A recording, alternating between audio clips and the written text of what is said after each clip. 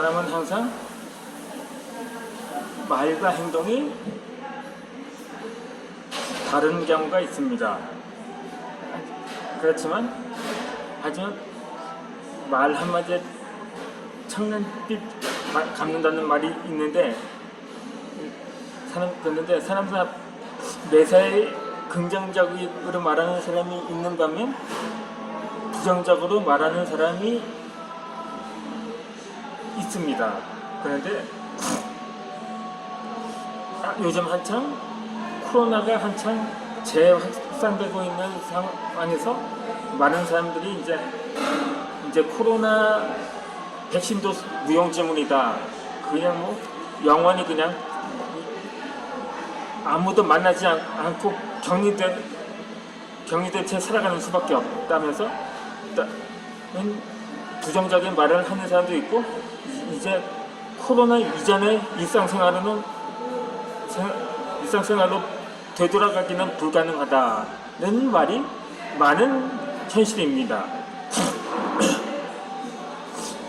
그런데 반면에 오히려 이것을 어쩌면 코로나와 영원히 동거를 하는 시대가 될 수 있으니까는 아예 방역 자체를 해제시킨 나라들도 하나둘씩 나오고 있는 상황이기도 합니다. 이전에 최근 영국에서는 그러한 일종의 집단 면역 실험에 돌입을 하기 시작을 했죠. 근데 여전히 영국에서는 확진자 수가 인도를 능가했다, 사망자 수도 미국을 넘어섰다, 이런 말이 아직은 나오지 않고 있습니다. 그거 언론을 통제하는 것도 아닌데, 영국은 민주주의 국가니까는 결국 그러진 않을 거예요. 그런데 영국보다 먼저 집단 면역 실험에 들어간 나라가 있었습니다. 바로 스웨덴인데, 그때 당시는 1년 전쯤이었을 거예요. 그때는 아직 백신 소식도 여전히 전무했던 시기였고, 거의 팬데믹이 선언을 한 지 얼마 안 된 상황이어서 많은 나라들이 스웨덴의 조치를 무모하다고 여겼던 것이었죠. 예상대로 스웨덴의 상황은 완전히 아작이 나버리고 말았던 거죠. 원래 스웨덴의 총 인구가 1000만 명 정도거든요. 2천만 명도 아니고 1천만 명 정도 하는데, 확진자 수가 50만 명대였다고 합니다. 그러니까 실제로는 어쩌면 미국보다도 당시 통계로 보면, 수치나 통계로 보면 미국보다 더 큰 피해국이라고 할 수가 있었던 거죠. 하는 수 없이 스웨덴도 이제 방역 조치를 강화하기 시작을 했는데, 그러다 보니 지금은 이제 한창 백신을 맞은 나라들이 확대가 되었고, 접종이 되다시피 한 국가들도 나오고 있습니다.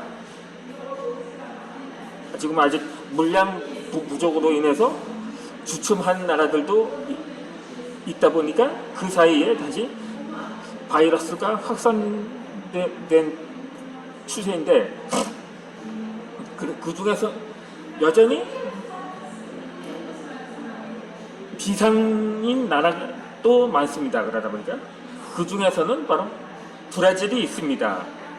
브라질 마찬가지로 인구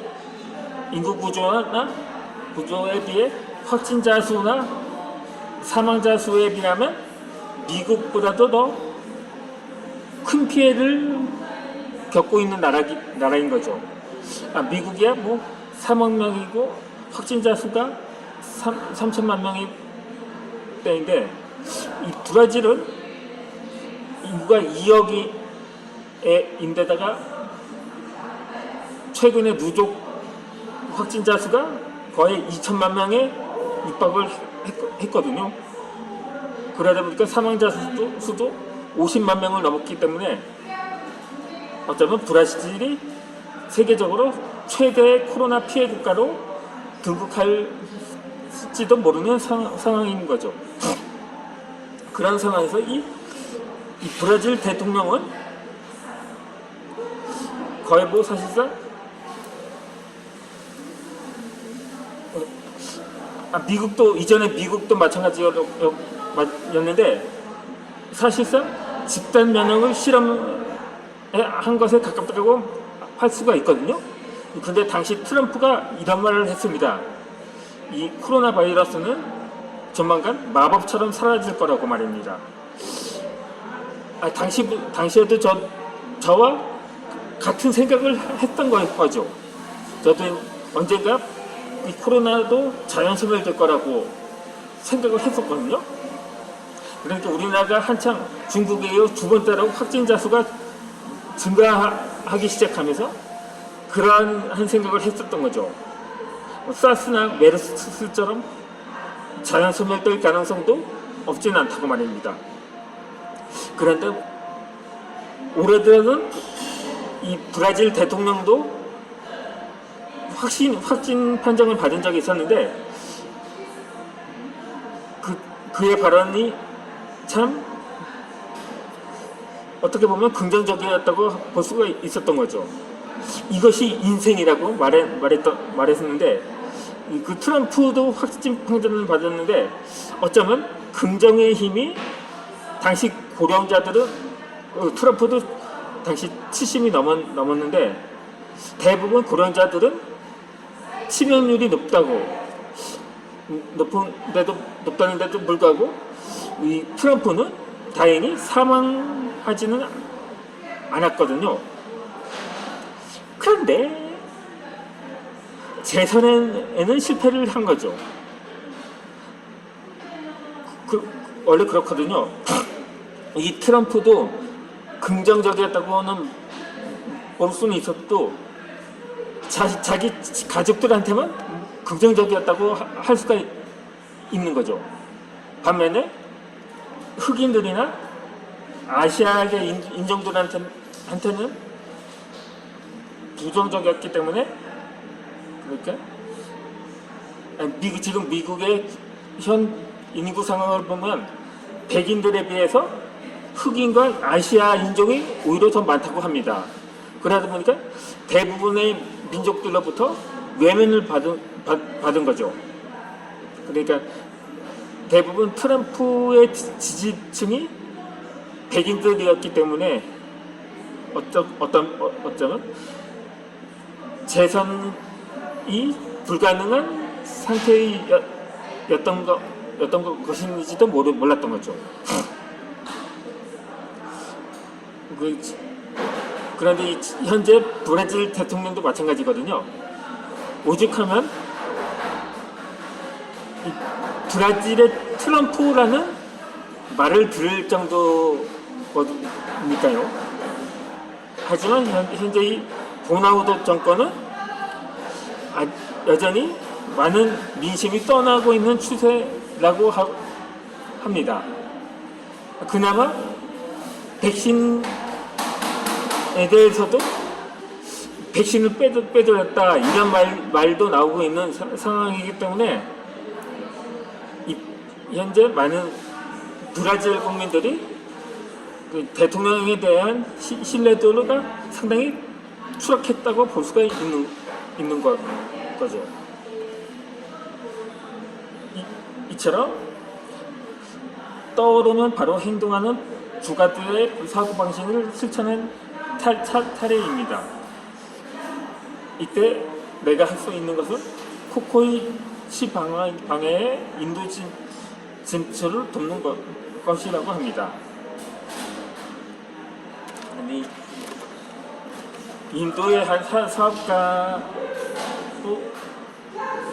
지금 인도도 한때는 신규 확진자가 40만 명이 넘어섰는데 그럼에도 불구하고 자기가 할 할리는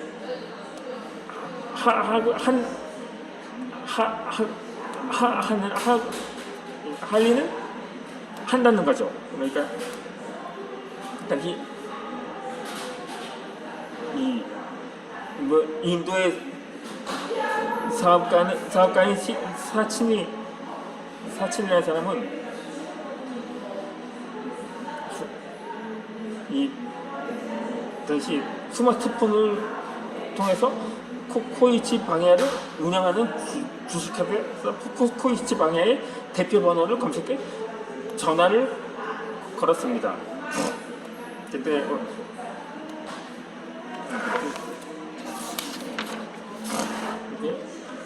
아이디어를 떠올리고 1분도 되지 않아서 전화를 거는 그 모습을 지켜보던 비서의 깜짝 놀란 표정이 지금도 손명에게 기억난다고 합니다. 게다가 상대는 엄연한 중견기업의 사장이거든요. 하지만 비즈니스에서 중요한 것은 속도라는 거죠. 그렇다고 그가 아무 대책 없이 행동에 옮기는 것은 아니었습니다. 그가 경영하는 회사가 아닌 인도 상공회의소의 직함을 말한 것도 들어보지 못한 회사명을 이야기하면 상대방이 경계심을 느낄 수 있다는 점을 알고 있기 때문이었던 거죠. 공교롭게도 당시 사장은 부자 중이었지만 며칠 후 만나고 싶다는 연락을 받았다고 합니다. 지금도 그는 그 회사와 함께 비즈니스를 하고 싶다는 생각이 들면 아는 사람이 없어도 바로 회사 대표 번호로 전화를 겁니다. 편지나 메일이 아니라 상대방의 목소리로 반응을 살필 수 있는 전화를 사용하는 것도 중요한 포인트인 거죠. 당시 코이치 방야의 사장은 그의 대차안을 흔쾌히 받아들였습니다. 이후 직접 만난 사장이 들려준 바에 따르면 같은 시기에 인도의 진출을 권유하는 복수의 회사로부터 교섭이 있었다고 생각을 했다고 합니다. 생각해보면 현지에도 공략할 만한 맛있는 카레를 인도에 진출해 보고자 하는 라이벌이 있는 것은 당연하다는 거죠. 만약 당시 그가 코이치 방향에 직접 전화하기를 망설였다면 그가 맡은 인도 진출 사업이 결국 라이벌의 기업의 프로젝트가 되는 것을 멀리서 지켜봐야 했을 거라고 합니다. 중요한 것은 속도입니다. 빠르게 결과를 얻을 수 있는 방법을 생각하고 일을 시키기 위해 필요한 상대에게 직접 이야기를 하는 것이 중요하다는 것입니다. 제가 이 제목이란 이 내용을 다소 약간 좀 상이한 영상이라고 판단을 할 수가 있는데 앞서 말한 그러니까 속도라면 백신 접종 속도도 중요하겠죠. 하지만 무엇보다도 이 긍정적인 인식과 바로 행동입니다. 그러니까 인도 사실 지금 델타 변이가 인도에서 유래된 거거든요. 그러다 보니까 인도도 여전히 심각한 상태인 거죠. 그럼에도 불구하고 자신이 할 일은 이에 완전히 주눅들지 않고 완전히 굳어버리지 않고 자신이 해야 할 일을 묵묵히 하는 이런 것 도전 정신이 이건 현재 많은 사람들에게도 필요할 때라는 것입니다.